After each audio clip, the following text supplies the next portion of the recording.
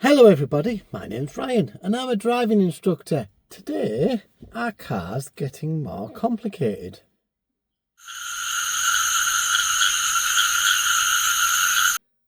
So our car's getting more complicated.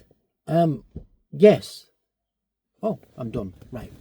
Oh, you want to know a bit more. Fine.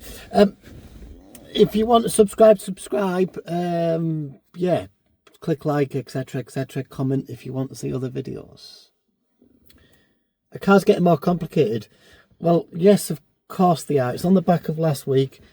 People getting distracted. I could stick a video up here of people getting distracted. Yes, cars are getting more complicated and everything's getting a little bit more distracted. As a result, what is happening is that things are changing. As we go into battery cars are quite simple. Big battery, motor at the front and the back, or both ends, or one end, or whatever.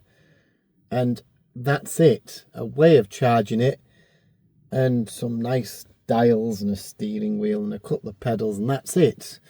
They are less complicated. The suspension's still the same. The brakes are effectively still the same.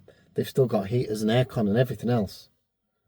But compared to that car that I mentioned last time out, that 40-year-old Lada, it barely had heating, it didn't have any aircon, it certainly didn't have a sat-nav, and it only had speedo and probably rev counter, probably a fuel gauge. As we step into more complicated cars, are people getting more distracted as a result of that complication? And I think the answer is yes. Let's take it from somebody who wants to repair a car. 40 years ago, if you bashed that bumper, somebody would probably come along and kind of polish it out, or kind of even just respray it. Well, there wouldn't have been much damage done to the car, and even if it did need a new bumper, it was a fraction of the cost of the value of the car because it didn't have anything inside it.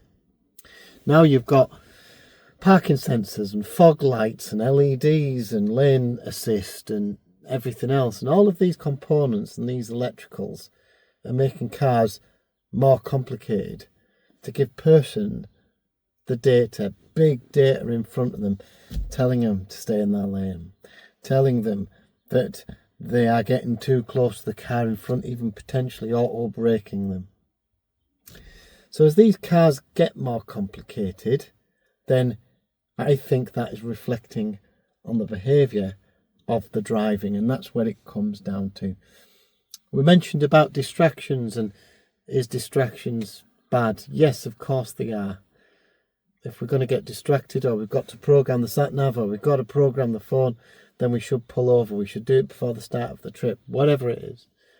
But as cars get more complex, and they are getting even more complex with wraparound screens and daft mirrors, then surely there's got to be a limit on this daftness. Our car's getting more complicated. Yeah, 100%.